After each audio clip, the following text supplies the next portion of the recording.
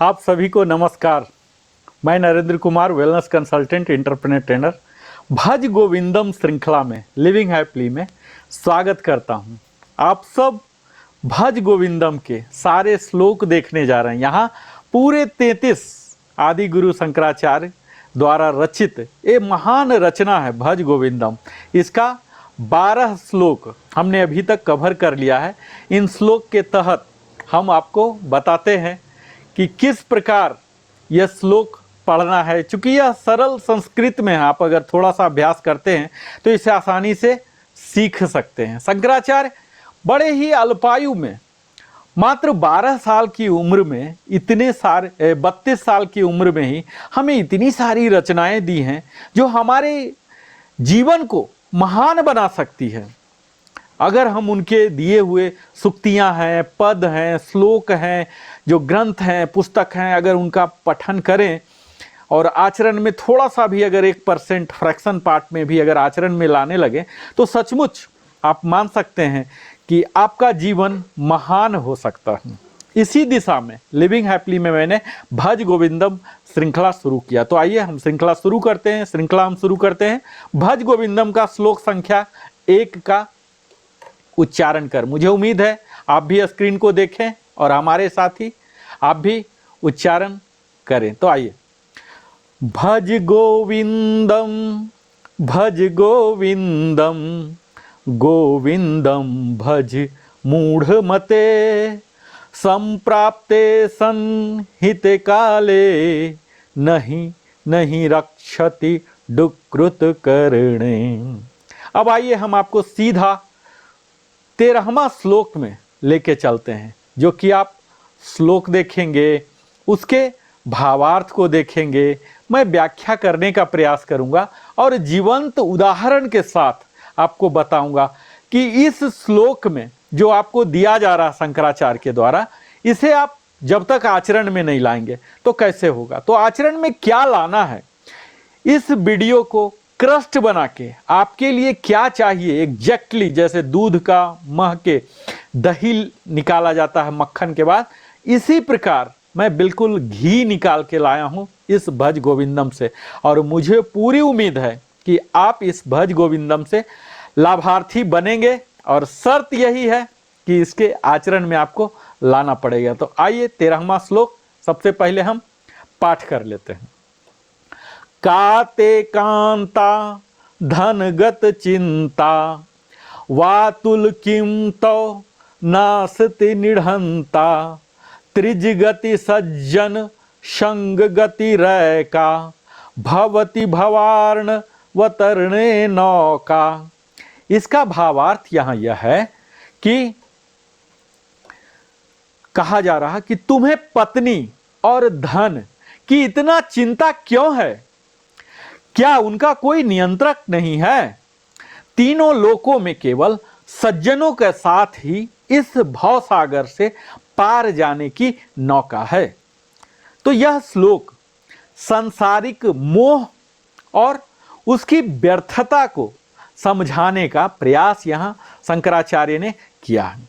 इसमें कहा गया है कि मनुष्य को पत्नी, धन और अन्य सांसारिक चीजों से इतनी चिंता क्यों रहती है, जबकि इनका नियंत्रण किसी और के, ईश्वर या प्रकृति के हाथ में, जो भी आप नाम से पुकारते हो।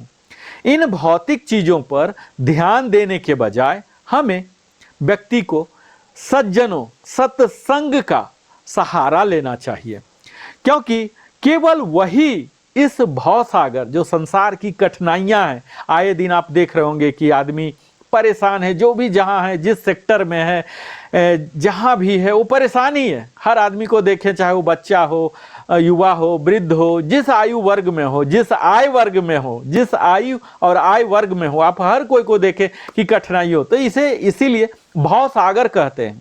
यहाँ कोई खुश आपको दिखेगा ही नहीं, इस तरह की परंपरा चल पड़ी है। हर कोई परेशानी, टेंशन में ही दिखता है, स्ट्रेस में ही दिखता है। तो इस भवसागर को पार करने का साधन क्या है, यही यहां बताया जा रहा है। जो पत्नी और धन, इसका तात्पर्य क्या है? सांसारिक सुख और मोह का प्रतीक है। जो नियंत्रक, कंट्रोलर जो कहा जा रहा है, वो बात की जा रही उस परम शक्ति, यानी कि ईश्वर, परमात्मा, जो भी आप कुछ कहते हो, जो सब कुछ नियंत्रित करता है। हमें लगता है कि मैं ही कंट्रोल कर रहा हूं, मैं ही धन सृजन कर रहा हूं। सबका नियंत्रक, प्रकृति के नियंत्रक वो ईश्वर है, परमात्मा है, जो यहां सज्जन कहा जा रहा है। तो सज्जन का भावार्थ यह है, शब्दार्थ यह है कि सच्चे, धर्मात्मा और अच्छे व्यक्ति को यहां सज्जन कहा जा रहा है। और भवसागर, जीवन के दुखों और कष्टों का संसार, हम लोग ये जो जी रहे हैं, बोल रहे कलयुग में, ये क्या है? ये भवसागर है। और जो नौका की बात की जा रही है, नौका जैसे नदी इस पार से उस पार हमें पहुंचा दे रही है, इसी प्रकार यह नौका क्या है? तो ये सत्संग जो है, अच्छे लोगों के, सच्चे लोगों के साथ हम जो जुड़ते हैं, उनकी वाणी को सुनते हैं, तो ये क्या करेगा? सत्संग मोक्ष तक पहुंचाने का एक माध्यम है। जैसे नदी उस पार आपको पहुंचा दे रही है, उसी प्रकार यह सत्संग आपको उस पार पहुंचाने के सक्षम कर सकती है। तो यहां क्या है? संसारिक मोह और चिंता, इसे हम समझते हैं एक उदाहरण के जरिए। हमारे एक मित्र थे, उनका नाम था रंगा स्वामी, बहुत बड़े बिजनेसमैन थे। उन्होंने अपनी पत्नी और धन पर इतना ध्यान दिया कि वह अपने दोस्तों और परिवार से दूर हो गए धीरे धीरे। लेकिन एक दिन क्या हुआ? अचानक उन्हें भारी नुकसान हुआ और उसकी पत्नी ने भी उसे साथ छोड़ दिया। आज जो आधुनिक परंपरा आप देख ही रहे हैं कि क्या होता है। तब उन्हें समझ में आया कि इन चीजों पर जो अति निर्भरता थी, ओवर डिपेंडेंस जो था, उन्हें धीरे धीरे बिल्कुल कमजोर बना दिया था। उनके धन पर, उनके परिवार पर जो अत्यधिक निर्भरता, बिल्कुल कमजोर हो गया था। तो इस कहानी से हमें क्या सीख मिलता है? तो आप यही सीखें, शंकराचार्य बताते हैं कि जो सांसारिक चीजें हैं ये स्थायी नहीं होती। इनसे मोह छोड़कर हमें ईश्वर और सत्संग पर ध्यान देना चाहिए। यहाँ सज्जनों का महत्व दिया जा रहा है। तो यहाँ आपको एक कहानी बताऊं, छोटा सा कहानी, ताकि स्पष्ट हो जाए। हमारी एक महिला मित्र थी, उसका नाम था सुनीता। वो हमेशा अच्छे और धर्मात्मा लोगों का साथ चुना। जब भी वो कठिनाई में पड़ी तो उन्हीं सज्जनों से उसे सही मार्गदर्शन और मदद लिया। तो यहाँ क्या सीख है? सज्जन लोग जो होते हैं हमारी नैतिकता और आध्यात्मिकता को बनाए रखने में मदद करते हैं। यहाँ जो नियंत्रक की बात की जा रही है कि नियंत्रण की स्वीकृति क्या है, तो आप एक देख लें उदाहरण से कि मोहन अपने जीवन में बड़े मेहनती थे, कड़ी मेहनत करके धन उपार्जन करते थे, लेकिन हर चीज उनके अनुसार होती नहीं थी। ये तो किसी के साथ नहीं होता है, आपके अनुसार कैसे हो जाएगा? आप थोड़े ब्रह्मांड को चला रहे हैं, आपके अनुसार होगा नहीं। तो मोहन भाई के साथ बहुत मेहनत करते थे, फिर भी उनके अनुसार चीजें होती नहीं थी। तो उन्हें यह समझ में आया कि सब कुछ नियंत्रण हम कर नहीं सकते। ऐसा कहा जाता है कि जो आपके हाथ में है उसमें आप पूरा मन लगा दीजिए, सब कुछ कर दीजिए जो आपके, और जो आपके हाथ में नहीं है उसे मन से भी हटा दीजिए। यानी कि आप जो कर नहीं सकते उसे मन से भी हटा दीजिए, और जो हाथ में है उसे इतनी तल्लीनता से करें, इतने सिद्धस्थ से करें कि फिर ऐसा कोई और बेहतर कर नहीं सके। तो यहां यही कहा जा रहा है कि नियंत्रण की स्वीकृति, आपके नियंत्रण में जो है उसे आप स्वीकार करें, और जो आपके नियंत्रण में नहीं है उसे भी स्वीकार करें और फिर आगे समझें। तो अपनी परेशानियों को ईश्वर पर छोड़ दें। कई बार होते हैं हम उन परेशानियों में इतना ज़्यादा उलझ जाते हैं कि हम और परेशान होते चले जाते हैं, क्योंकि ये परेशानी तो हमें दलदल के समान है, जितना आप उसमें डूबेंगे और फंसते चले जाएंगे। तो कुछ ऐसा है, कई बार आपको आएंगे कि आप ईश्वर पर छोड़ दें, ज़्यादा परेशान न हो, और तभी आपको शांति और संतोष प्राप्त होगा। यहाँ क्या सीख है? तो हर चीज को अपने नियंत्रण में करना व्यर्थ है। ईश्वर पर भरोसा करें। इस 13वें श्लोक भज गोविंदम का मुख्य संदेश अगर आप मुझसे पूछेंगे तो मैं यही कहूँगा कि यहाँ शंकराचार्य कह रहे हैं कि सांसारिक मोह से मुक्ति क्या है। तो ये पत्नी या पति जो भी हो सकते हैं, धन और अन्य सांसारिक चीजें जो है ये अस्थाई है, इनसे आप मुक्त हो जाएं। और कह रहे हैं कि सज्जनों का सहारा लें। अच्छे लोगों के साथ व्यक्ति को नैतिक और आध्यात्मिक उन्नति ले जाएगा। आप अच्छा कंटेंट कंज्यूम करें, अच्छे वीडियो देखें, यूट्यूब में, इंस्टाग्राम में, कहीं भी हैं, अच्छे पुस्तक ग्रंथ का अध्ययन करें, अच्छे लोगों के साथ बिताएं, स्वयं आप भी सज्जन बन जाएंगे। यहाँ शंकराचार्य यही कह रहे हैं कि ईश्वर का विश्वास करें। सब कुछ ईश्वर या प्रकृति के हाथ में है, हम सिर्फ साधक हैं, साध्य नहीं है। यह अपने भाव में बिल्कुल बैठा लें। और यहाँ जो 13वां श्लोक का जो व्यवहारिक दृष्टिकोण है, मैं हर वीडियो में आपको टेक अवे लेता हूँ, व्यवहारिक दृष्टिकोण पर ज़्यादा जोर देता हूँ रैदर की उस सैद्धांतिक दार्शनिक पहलुओं के बजाय। तो यहाँ आपको क्या करना है मैं हर वीडियो में कवर करता हूँ। तो यहाँ क्या है, संसार के प्रति संतुलित दृष्टिकोण रखने की बात की जा रही है। यहाँ हम अपनी जिम्मेवारियां को बखूबी निभाएं, लेकिन मोह न करें। यह समझें कि इन चीजों का वास्तविक स्वामी कौन है? ईश्वर है, आप नहीं है स्वामी।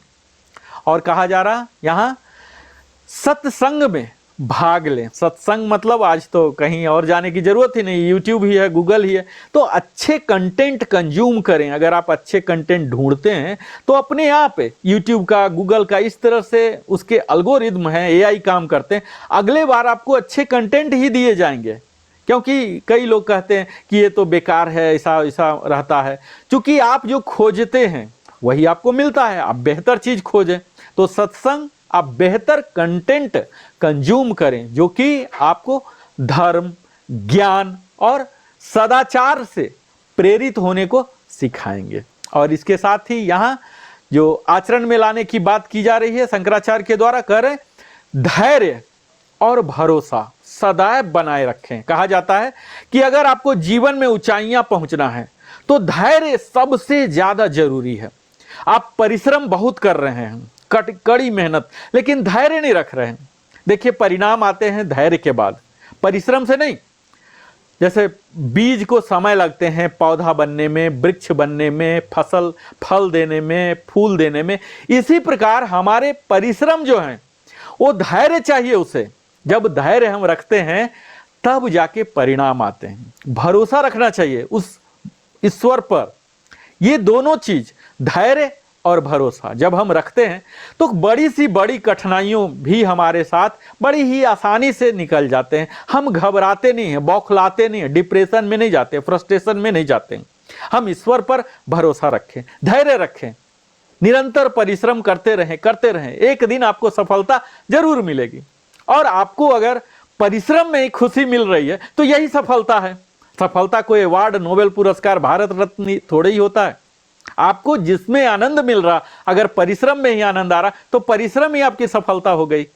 तो यहां यही दोनों बिंदुओं पर जोड़ दिया जा रहा है शंकराचार्य के द्वारा कि आप धैर्य रखें और भरोसा सदैव बनाए रखें।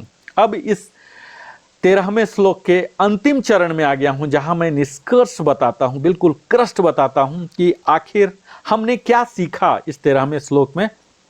तो आप यही समझ सकते हैं कि ये जो सांसारिक चीज है इसके प्रति अति चिंता, ओवर थिंकिंग जो हम करते रहते हैं, हमें बहुत ही कमजोर बना देता है, परेशान कर देता है। तो हमें क्या करना है? तो हमें यह समझना है कि इनका असली नियंत्रण हमारे हाथ में नहीं है। आपके हाथ में परिश्रम करना है, प्रयास करना है, परिणाम लाना आपके हाथ में नहीं है। गीता का ज्ञान भी आप सब जानते होंगे। जब हम सज्जनों का सहारा और ईश्वर पर विश्वास करते हैं तो हम इस भवसागर से, यानी कि जिंदगी की इस जो भाग दौड़ है, भूचाल वाली है, जिसे बोलते हैं क्योटिक लाइफ जो है, भवसागर से हम पार जा सकते हैं। तो जीवन का वास्तविक उद्देश्य को पहचाने और वह इन सांसारिक मोह से मुक्त होकर आत्मा की शांति और मोक्ष की प्राप्ति है। तो अगर इस उद्देश्य को आप मानते हैं, कन्विंस होते हैं, हालांकि कन्विंस करना मेरे बस की बात नहीं है, ये तो आपको स्वयं ही समझना है और कन्विंस होना है और आगे आचरण में लाना है। तो यहाँ शंकराचार्य आत्मा की शांति और मोक्ष की प्राप्ति यही केंद्रीय भाव लेकर भज गोविंदम की रचना की गई है, क्योंकि इसी के कमी के कारण हम भवसागर जो बोलते हैं बैतरनी पार नहीं हो पाते हैं। आप इसी प्रकार लिविंग हैप्पीली के साथ जुड़े रहें। मैं Narendra Kumar, wellness consultant, entrepreneur trainer, वादा करता हूं मैं इसी प्रकार बेहतर से बेहतर टीम लगा के, बड़ी सी बड़ी रिसर्च टीम लगाकर और बेहतर एडिटिंग टीम लगाकर आपके पास और भी बेहतर कंटेंट आपको मुहैया कराते रहूंगा। बस शर्त यह है कि दक्षिणा के रूप में आप अवश्य सब्सक्राइब करें, लाइक करें और अगर आपको कुछ पूछना है, बताना है तो टिप्पणी सेक्शन में कमेंट में जाकर आप लिख के पूछ के बता सकते हैं। मैं कोशिश करूंगा कि यथाशीघ्र आपके सवालों का जवाब दूं। और अंत में जाते जाते आप सब अपने जीवन का बहुमूल्य समय हमारे साथ बिताते हैं, इसके लिए हृदय की गहराई से मैं आभार प्रकट करता हूं और फिर आता हूं अगले वीडियो में 13A में आता हूं। तब तक जय श्री कृष्ण, जय हिंद।